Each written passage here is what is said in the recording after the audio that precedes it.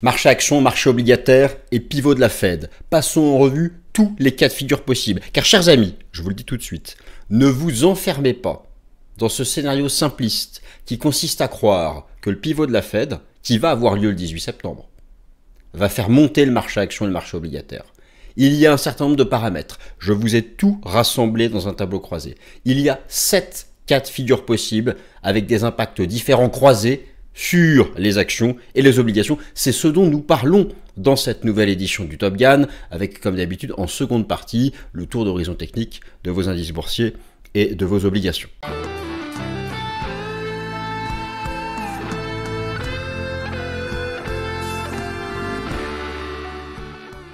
Chers amis, je suis ravi de vous retrouver. Nouvelle édition du Top Gun. Action, obligation, pivot de la Fed. Alors, je vous en prie, cessez de croire, peut-être que ce n'est pas le cas d'ailleurs, que le pivot de la Fed va faire monter le marché action. C'est possible, mais ce n'est pas acquis. Nous en avons parlé ici un certain nombre de fois sur cette antenne, dans cette émission.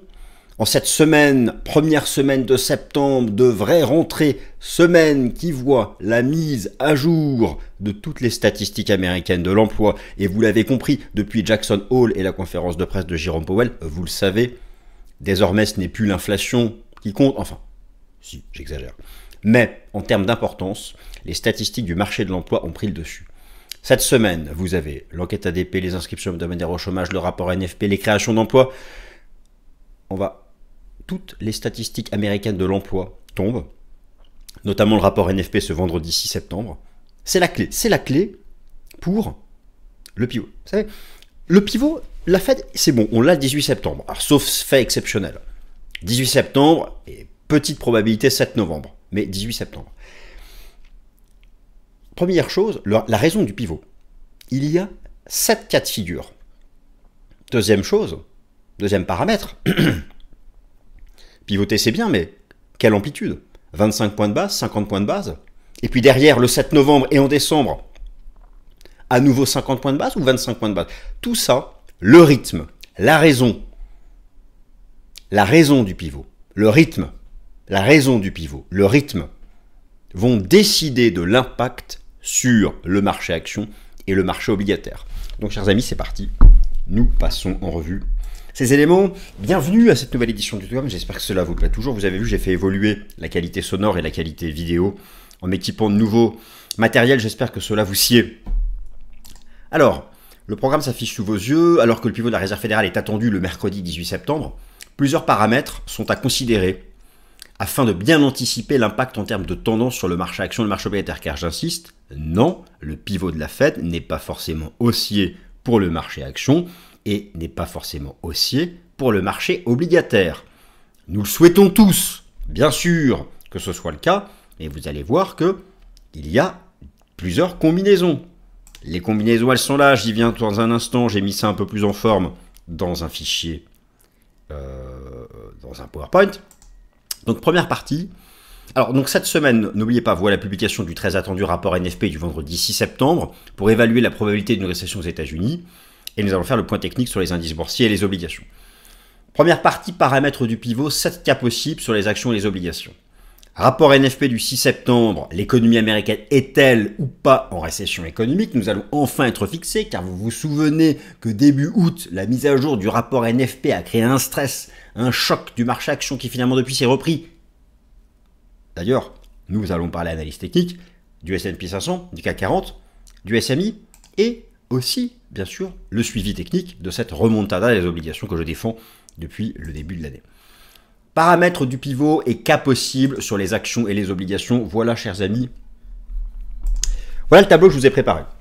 Donc, effectivement, vous pouvez constater que, nous admettons que le pivot intervient ce 18 septembre. Maintenant, reste à savoir s'il s'agira de 25 points de base de baisse de taux ou 50 points de base de baisse de taux, 0,25 ou 0,50. Et derrière, ce qu'on appelle le rythme à venir, le pass, comme disent les Anglais, le chemin qui suivra derrière, notamment lors des réunions du 7 novembre et de décembre, de fin décembre. Maintenant, ce pivot n'est pas mécaniquement une hausse des actions et des obligations. Comme vous pouvez le constater dans ce tableau, il y a, on les compte, 1, 2, 3, 4, 5, 6, 7 cas de figure possibles. À mon humble avis, ces paramètres sont le taux de chômage et l'inflation. La combinaison des degrés d'évolution du taux de chômage et de l'inflation crée ce paramétrage, crée cette combinaison, crée cet impact différent. Donc, c'est parti, nous regardons ça ensemble. Alors, le tableau, bien sûr, là, vous pouvez, il est à vous, hein. Vous pouvez faire une pause et faire une capture d'écran si ça vous intéresse. Moi, là-bas, je l'ai construit tranquillement dans mon petit fichier Excel. Et j'ai trouvé que c'était plus à même, plus lisible, plus à même à être bien compris en le mettant comme ça dans un slide. Alors que le marché attend cette semaine toutes les statistiques les plus importantes au sujet du marché du travail des États-Unis, la haute finance se projette toujours sur un pivot de la Fed, donc le 18 septembre. La Doxa, faites-vous partie de la Doxa, les amis. La Doxa envisage que le pivot de la Fed soit SOI2TE, je plaisante, un facteur fondamental haussier pour le marché action et le marché obligataire. Ce consensus est largement dans l'erreur, car il ne prend pas en compte les paramètres du pivot. Les paramètres du pivot sont le taux d'inflation et le taux de chômage aux États-Unis, et il existe des cas de figure où le pivot peut avoir un impact baissier sur le marché action. Typiquement, dans mes 7 configurations qui mènent toutes au pivot, sauf une, j'ai 2 cas de figure où vous pouvez lire très baissier et très baissier pour le marché action. Ici, vous avez la colonne du marché action, ici, vous avez la colonne du marché obligataire. Et là, donc, la façon dont va évoluer le taux de chômage et l'inflation. Et donc, j'en traduis ça par... Donc, je traduis ça en raison du pivot, et derrière, vous avez l'impact. Voilà, comme ça, j'espère répondre à toutes les questions qu'on pouvait me poser ci et là. J'ai toujours pensé qu'un bon tableau synthétique, comme ça, un tableau croisé, permettait d'apporter quelques réponses intéressantes. Alors, donc je vous propose de zoomer sur ce tableau qui dévoile donc les 7 cas de figure possibles. Avant cela, gardez bien à l'esprit que ces paramètres vont décider de la raison du pivot de la Fed. Gardez bien à l'esprit, you must keep in mind, comme disent nos grands amis anglo-saxons, américains, Jérôme Powell est un américain, et il a dit, you must keep in mind that the fact que unemployment, le taux de chômage, le unemployment rate, est le plus important facteur, désormais, pour la Fed. Jérôme Powell a dit, je ne tolérerai pas, nous, banquiers centraux de la Fed, ne tolérerons pas une hausse supplémentaire du taux de chômage qui atteint, je vous le rappelle, 4,3% de la population active. Ce vendredi, il est mis à jour. Sera-t-il à 4,4 ou 4,2? Je vous le dis, en l'état, 4,4, les actions vont se faire. D'accord. 4,2, on respire, c'est bien. Pourquoi? On va en parler. C'est pourquoi j'ai créé ce tableau. Alors, première combinaison. Alors, je vous rappelle les paramètres ici. Donc, rapidement, hein. Le pivot de la Fed est attendu le 18 septembre, vous l'avez compris. La question est de savoir combien de baisses de taux. À 65% de probabilité, c'est une baisse de taux. À 35% de probabilité, c'est 2 baisses de taux. Actuellement, le taux de la Fed est ici, dans l'intervalle 5,25, 5,50. Les deux paramètres qui constituent donc mon tableau sont le taux de chômage aux États-Unis, ici, qui a atteint 4,3% de la population active. Et effectivement, la pente n'est pas bonne, et cela rappelle ce que fut à l'époque le début de cette quantification, à l'époque la récession de la crise financière. Alors ici, c'est l'envolée du taux de chômage au moment du Covid, mais les économies avaient été mises en off par les gouvernements occidentaux.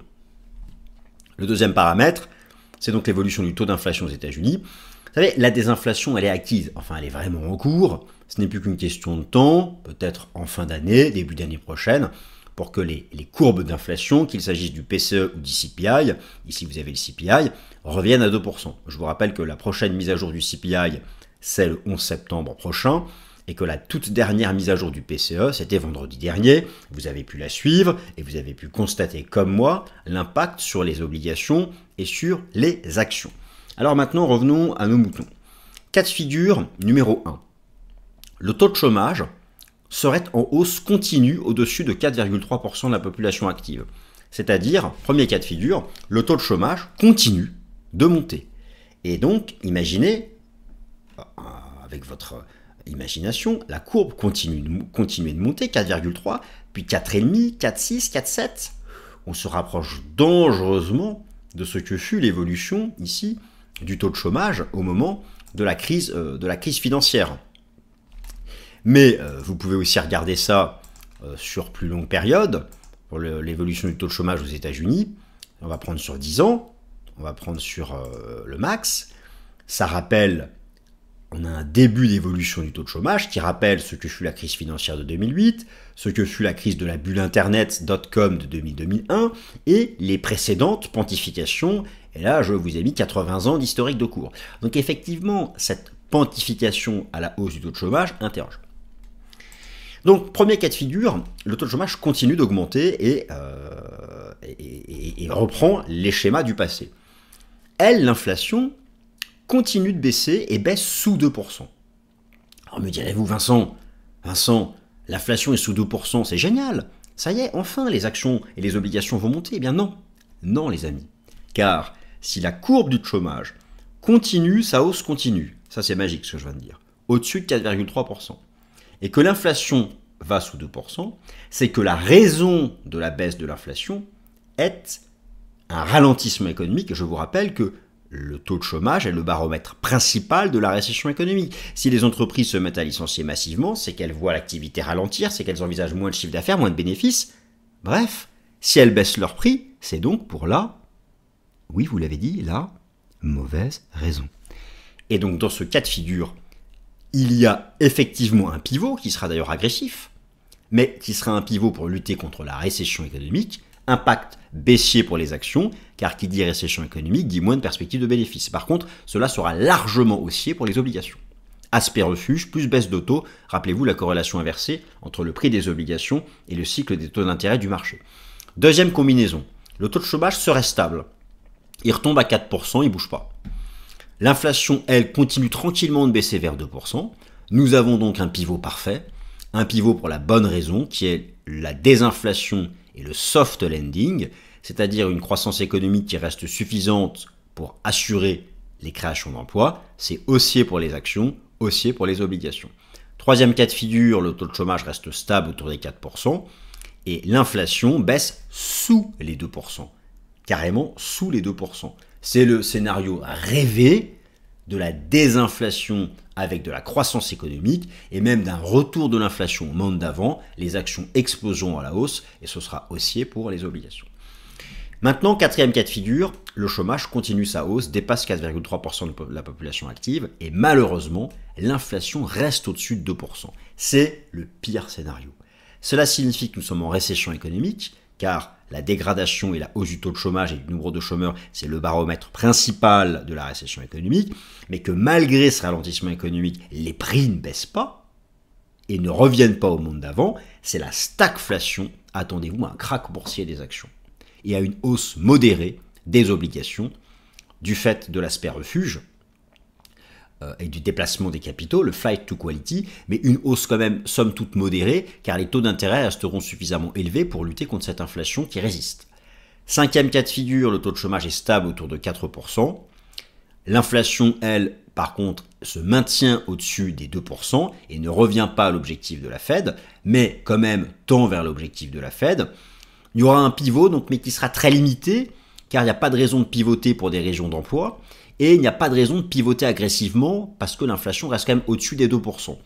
L'impact serait neutre à haussier modéré pour les actions, par contre serait baissier pour les obligations, car pas d'aspect refuge, le taux de chômage est en bas, et la baisse des taux serait trop limitée pour créer davantage de hausse des obligations.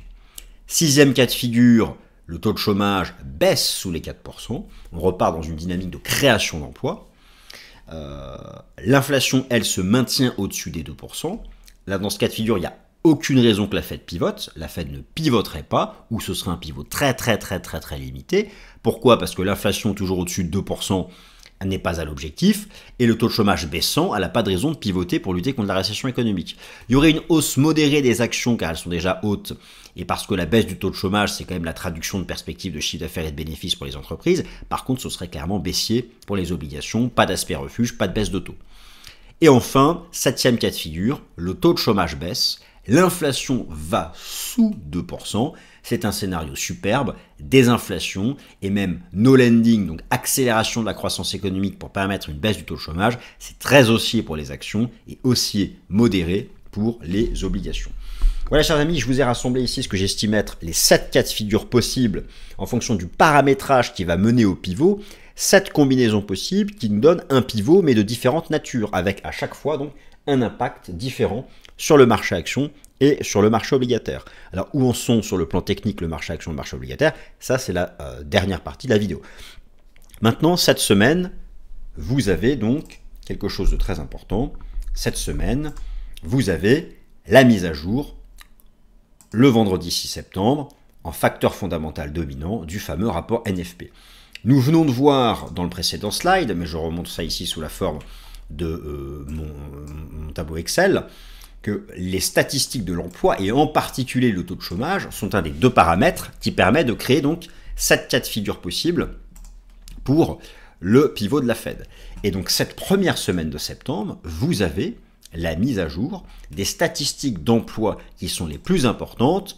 Je vous les ai rassemblées dans le tableau qui se trouve à droite, et cela, comme je viens de vous l'expliquer, va permettre de savoir dans quelle combinaison nous allons tomber.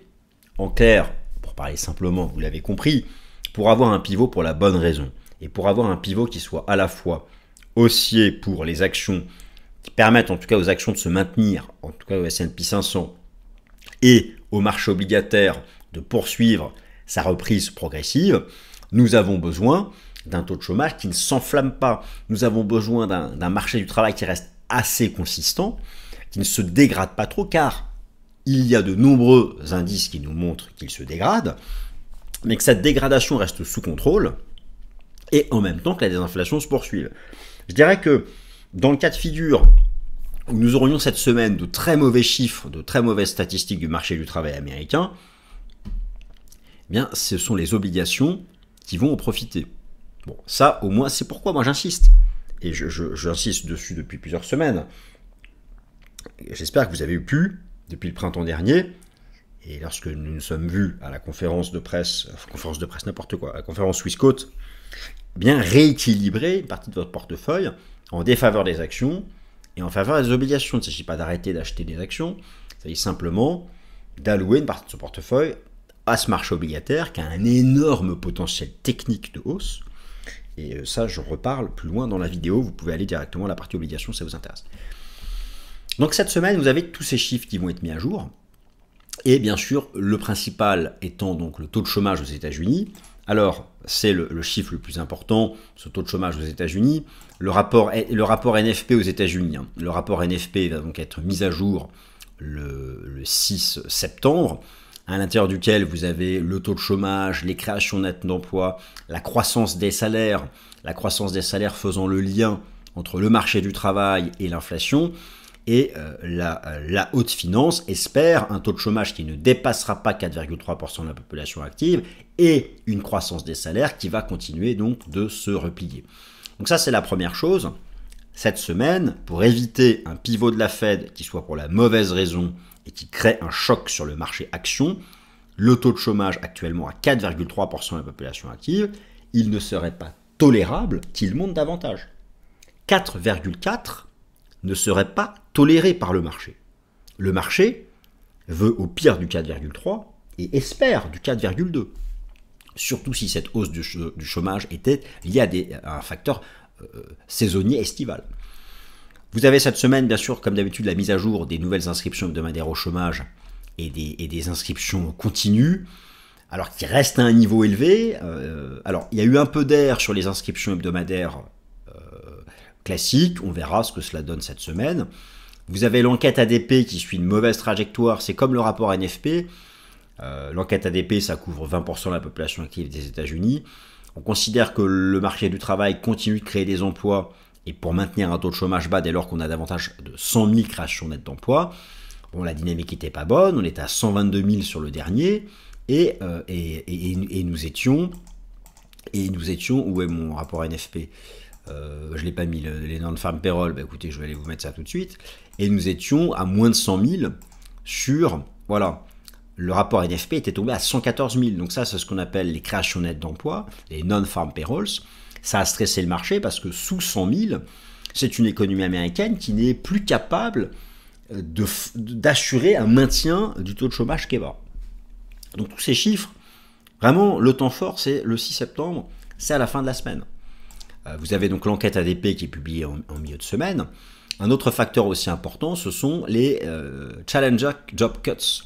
Car, si vous voulez, une économie qui est vraiment en récession, des entreprises qui craignent la récession, le ralentissement économique, qui le constatent, lorsqu'elles n'ont plus le choix, elles licencient. Mais elles licencient vraiment au dernier ressort, car c'est compliqué de recruter des bons salariés.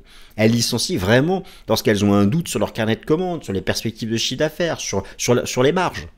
Ça, c'est l'indicateur de récession. Et c'est vrai que là, nous avons eu une hausse du taux de chômage, mais il n'y a pas eu de vague de licenciement.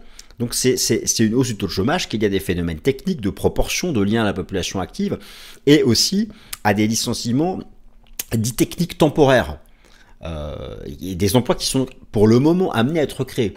Mais par contre, le jour où si jamais vous avez une envolée des job cuts, un job cut, c'est un contrat permanent coupé définitivement. Pour des raisons globales macro. Si ça s'envole, on verra la prochaine mise à jour, là, nous risquons d'avoir un pivot pour la mauvaise raison. Mais tant que cela reste bas, nous avons pour le moment en perspective un pivot pour une raison qui peut être à la fois favorable au marché action et au marché obligataire. N'oubliez pas le tableau que je vous ai proposé, vous avez les combinaisons possibles, et moi en permanence, avec la mise à jour des datas d'inflation et d'emploi, permettre de savoir où mettre le curseur dans ces combinaisons. Il y a peut-être encore d'autres combinaisons, je vous en ai proposé 7, mais n'hésitez pas, si vous avez d'autres idées de combinaisons, à proposer la vôtre. La croissance des salaires, ça c'est très bien, est en baisse et elle est presque revenue au monde d'avant. Et ça, c'est très bon pour la désinflation. Ça par contre, c'est le taux de chômage dit U6, donc le taux de chômage qui prend en compte le travail précaire, partiel, ou encore ceux qui ont abandonné. La dernière mise à jour à 7,8 était très moche, la tendance est mauvaise. Bon, ça aussi, il est vraiment très important que ce vendredi 6 septembre, ce taux de chômage U6, qui prend en compte ces phénomènes saisonniers, retombe. Ça fera partie des chiffres surveillés. Et vous avez aussi, en milieu de semaine, les job openings qui suivent une dynamique de baisse. Et effectivement, alors nous ne sommes pas revenus au niveau ici. Ça commencera à devenir compliqué si on repassait dans cette zone ici de la crise sanitaire. En attendant, ça va. Mais on arrive en zone où on commence à surveiller ce chiffre. Donc voilà, tout ça est important. Tout ça est important à surveiller. Et puis vous avez donc le Real-Time Sum Rule Recession Indicator qui a fait parler de lui, qui est en fait la moyenne mobile à 3 mois du taux de chômage U3, qui a atteint 0,54. Et bon, au-dessus de 0,50, c'est une pré-alerte de récession. On verra là du coup ce que ça donne. C'est pourquoi au final, après tout le blabla que je viens de vous faire, retenez une seule chose. Le chiffre majeur de la semaine, c'est le taux de chômage aux États-Unis. Et pour espérer un pivot pour la bonne raison, il faut que ce taux de chômage ne dépasse pas ce qu'il a atteint, à savoir 4,3% de la population active. Maintenant, chers amis, nous allons faire le tour d'horizon technique, les indices boursiers américains, CAC 40, SMI et des obligations américaines et européennes. C'est parti. Passons maintenant à la partie technique, chers amis. S&P 500, analyse technique, court et moyen terme. Ensuite, nous verrons les indices boursiers européens, le CAC 40, le DAX, l'Eurostoxx 50 et le SMI, puis les obligations. Et donc là, je vais beaucoup trop vite, on revient en arrière. S&P 500, analyse technique, court et moyen terme. Alors, tout d'abord, comme d'habitude, vous me connaissez, la tendance de fond, il n'y a pas d'alerte. C'est la tendance de très long terme. Je vous avais ici sous les yeux un graphique qui expose les bougies japonaises en données mensuelles du S&P 500 en échelle logarithmique. Il y aura une alerte de fin de bull market, probablement en 2026, lorsque nous aurons de belles divergences baissières de long terme, comme ici en 1999, comme ici en 2007-2008, comme ici en 2014-2015, comme ici en 2018-2019 et comme ici en 2021-2022. Nous entrons dans la zone de surachat et le fait pour un indicateur technique de long terme d'entrer dans la zone de surachat n'est pas un indicateur de fin de bull market, c'est même un indicateur de force, Donc pas de divergence sur l'horizon de temps mensuel. En données hebdomadaires, donc je reviens moi sur ce que je vous propose, donc j'ai alerté en juillet sur cette divergence baissière prime-momentum, cette fois-ci en données hebdomadaires, qui est venue terminer donc ce que j'appelais donc ma vague 3. Donc je vous rappelle, le principe d'un mouvement héliotiste de fond se fait en 5 temps. Le premier temps a donc commencé ici. Nous sommes dans une très grande 3 de long terme, mais oubliez ça. Concentrez-vous sur ce décompte-là. La fin donc du bear market en 2022, une première vague, une vague 2, une grande 3. Nous avons fait une 4 ici courte, début août, à l'époque, souvenez-vous, où le VIX s'est envolé, avec le débouclement de positions short sur les contrats à terme VIX. Et donc nous sommes, selon moi encore, repartis donc pour une vague 5. Elle-même donc qui va se sous-décomposer en 5 temps. Et sur cet horizon de temps, il n'y a pas d'alerte tant que la Kijun-sen du système Ichimoku fait support et donc elle est à 5340 points. Nous en sommes donc là en données hebdomadaires. Alors l'idée maintenant est de décomposer ce mouvement en 5 temps. Cette 5e vague se fera donc en 5 temps. J'estime donc que nous avons eu la première jambe ici, entre les 5150 points et les 5660 points. Alors maintenant, la question que je me pose, alors j'enregistre cette vidéo, peut-être que les prix ont évolué lundi matin, puisque vous savez que je publie cette vidéo lundi à 6h, et donc elle est mise en ligne le week-end. Bon. Mais l'idée pour moi, c'est que nous avons ici fini une vague 1, et nous avons besoin, avant d'attaquer la 3 de la grande 5, qui permettra de dépasser le sommet historique, nous avons besoin de faire une vague 2. Alors, cette vague 2, en amplitude maximale, j'envisage 5460, alors elle peut prendre la forme d'un zigzag, comme ça, elle peut aussi prendre la forme d'une dérive latérale, et prendre la forme d'un flat. Donc je ne sais pas encore exactement dans quoi nous sommes, ça je vais affiner, mais ce que je veux vous dire, c'est que nous sommes dans un mouvement bullish, et en fait, les retours sur support se payent. Par exemple, ici, à la fin de la vague 3, lorsque vous aviez eu une divergence en hebdomadaire, il y avait aussi une divergence journalière. Là, vous voyez que le RSI Daily n'est pas en divergence, même pas en zone de surachat. Donc, toutes les phases de retour sur support, de retracement, et vous pouvez y ajouter par exemple les enseignements du système Ichimoku, et vous voyez que là, on travaille le nuage. Tant que le marché est dans cette phase bullish, les retours sur support sont donc des opportunités. Et derrière, après cette vague 2, il y aura donc une vague 3, et ça j'estime que c'est quelque chose qu'on peut avoir pour la fin d'année, pour d'ici la fin d'année, établir donc un nouveau record historique sur le S&P 500, comme disent nos grands amis anglo-saxons. Et maintenant, parlons un peu de l'Europe, le CAC 40, le SMI, le DAX, l'Eurostoxx 50. Alors, tout d'abord, le réflexe, c'est de passer par le contrat à terme le plus négocié en Europe, qui est le contrat futur Eurostoxx 50, par la finance institutionnelle. Je reste haussier en mensuel tant qu'on tient les 4600 points, et je vise le record historique. Ça permet donc d'avoir un cadre. Ensuite, eh bien, nous avons ici, comme pour le S&P 500 à décompte héliotiste, une 1, une 2, une 3, le marché a fini à 4 dans le drop de début août. Nous sommes partis sur une vague 5. Une vague 5 qui, je pense, d'ici la fin de l'année, nous mènera donc ici.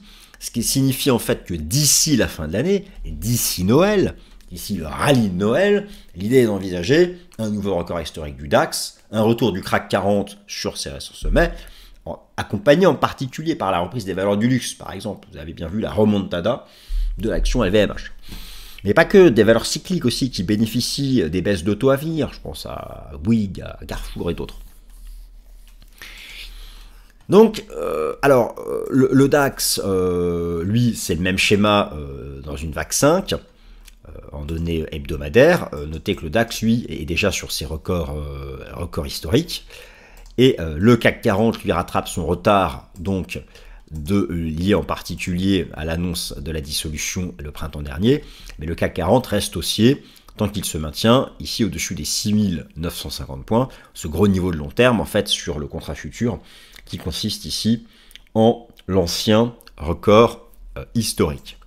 Et donc en données journalières, le rebond a démarré ici début août sur la base d'une belle divergence haussière prime-momentum en données journalières, le momentum étant représenté ici par l'indicateur technique RSI.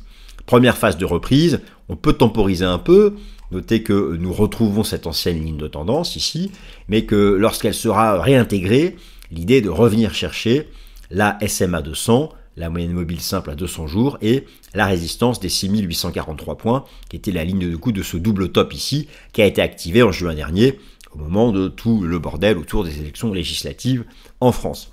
Le SMI, lui, le SMI est en route pour son record historique.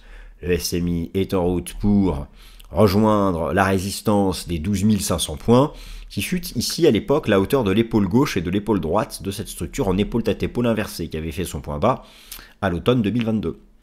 Donc, pour le SMI, en route vers cette zone, ici. Et ensuite, on verra bien s'il peut y avoir breakout ou pas, ça dépendra des composantes. Vous savez que le SMI sous l'influence de 4 ou 5 grosses valeurs.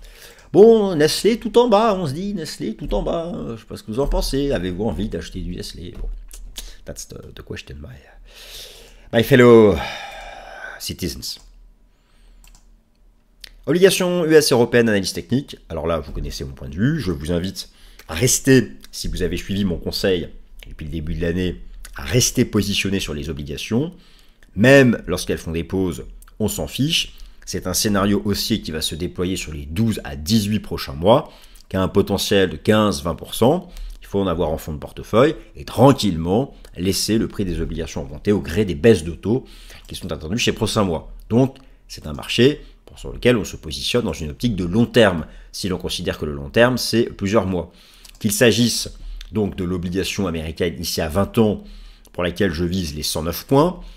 Partout, nous avons eu des structures en Golden Cross. Donc, si jamais on devait retester la moyenne mobile à 50, ce serait une opportunité d'achat. De la même façon sur l'obligation à 10 ans, si on devait faire un pullback ici, ce serait une opportunité d'entrée pour ceux qui ne sont pas rentrés. Donc, un retracement, j'envisage ici, un retracement, et ensuite, la poursuite de la hausse, donc vers les 109 points sur l'obligation américaine à 20 ans, vers les 124 points, 124% en fait, on dit exactement, sur le 10 ans ici américain, et sur le Bund allemand en direction des 140, 141%. Et de la même façon, un retest, par exemple, sur le Bund du couple MM50, MM200, serait une opportunité ici pour prendre le train en marche. Voilà, chers amis, merci pour vos likes. Je ne vous le demande pas pour Swissquote, mais pour moi, de manière très égoïste. S'il vous plaît, un petit like. Et puis, j'espère que cette vidéo vous a plu. Et on se retrouve pour le Fast and Forex ce mercredi. Allez, bon début de semaine, merci.